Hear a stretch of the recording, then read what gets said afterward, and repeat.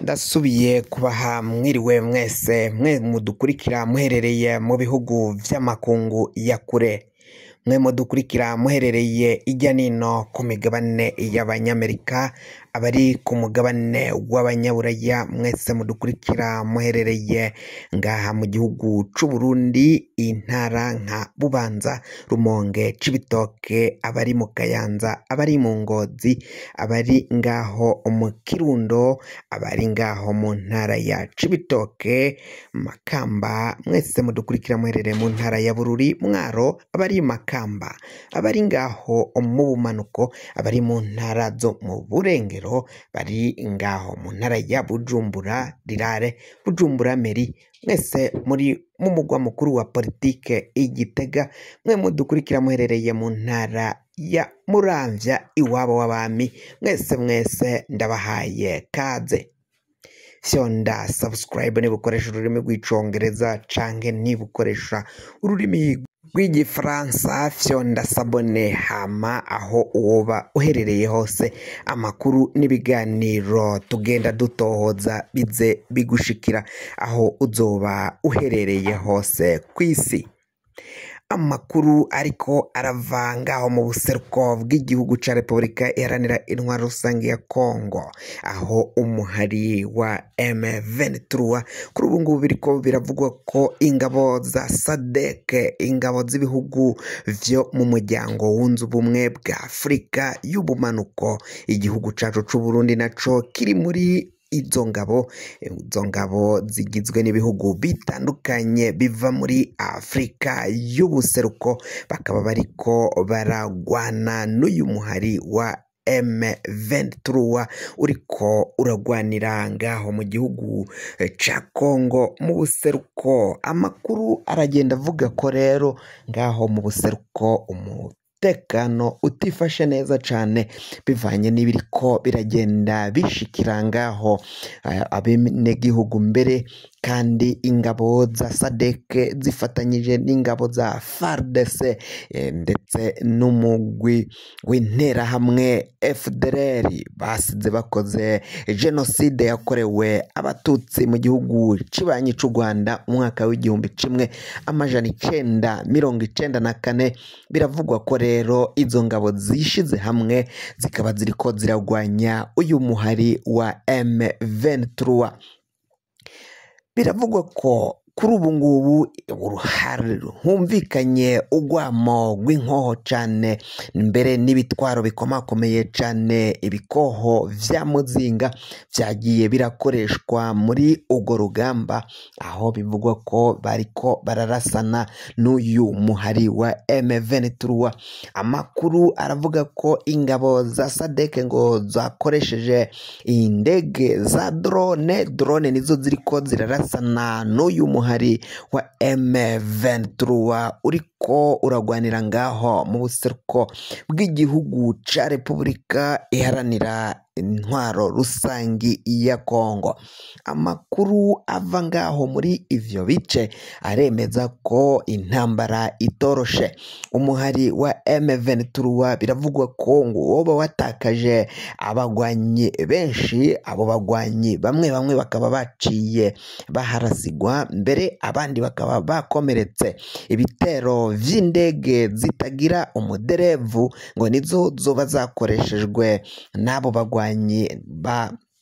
zaba zakoreshejwe n'abasirikare b'umuryango wa SADC bari bariko baragwana n'uyo muhari wa M23 ngo watunguwe cane bikomakomeye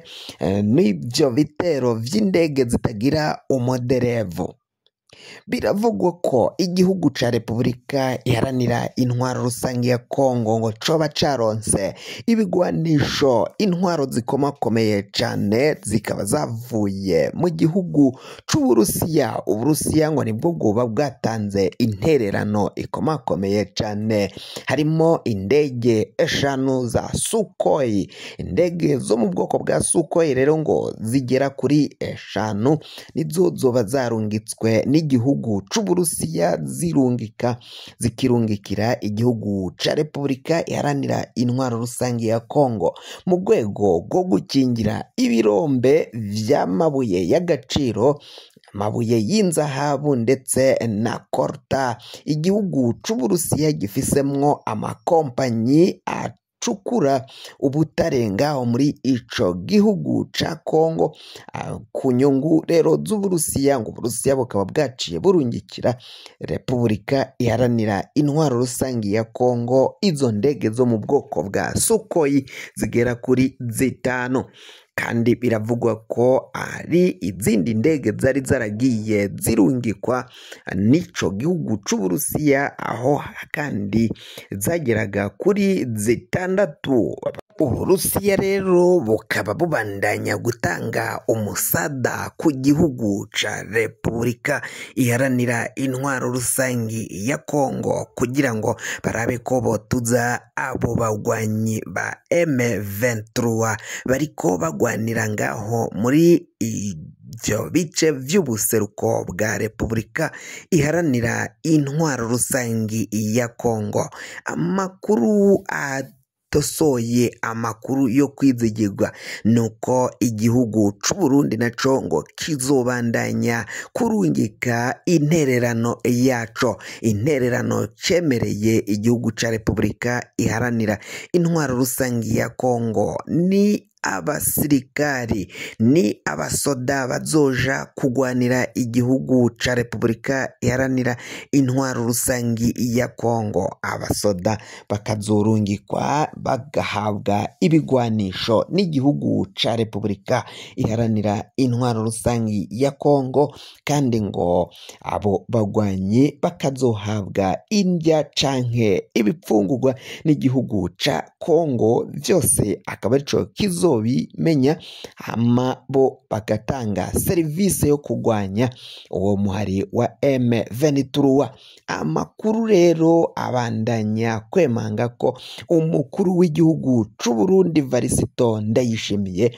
yahejeje guhamagara umukuru w'igihugu ca Kongo Felix Antoine Tshisekedi amubwira ko ngo bagomba kugwanira hamwe, hama bagatuza abo bagwanyi bavuga ko ari abanyarwanda. Umukuru w'igihugu c'Uburundi aremanga ko abagwanira ngaho mu gihugu ca Repubulika iharanira intwaro rusange ya Kongo, cane cane abo basoda b'umuhari M23 ari abagwanyi b'abanyarwanda bagwanira ngaho muri ico gihugu, atari abakongomani nk'uko M23 igenda ivuga ko abo umuhari wabo ari abakongomani baharanira uburenganzira bwabo ndetse n'ubwa bene wabo, baharanira ko impunzi zagiye zihungira mu bihugu bitandukanye, abo mu bwoko cane cane b'abanyamurenge nibo babandanya guhohoterwa n'ubutegetsi bwa Kongo. M23 ikabivuga ko yipfuza ko icambere ari uko impunzi zahunze ngaho muri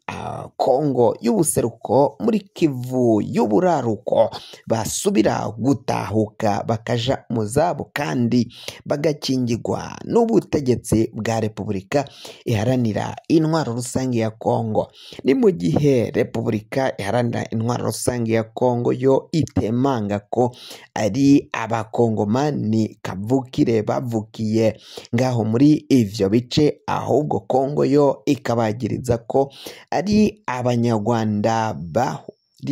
bavuga ururimi rw'ikinyarwanda baje ngaho muri ivyo bice. M23 nayo ikaba ivuga ko itazohagarara kugwanira no guharanira uburenganzira bwa bene gihugu, cane cane abo bo mu bwoko bw'abanyamurenge bateshejwe izabo bakaba barahungiye mu bihugu bitandukanye, mu Rwanda, muri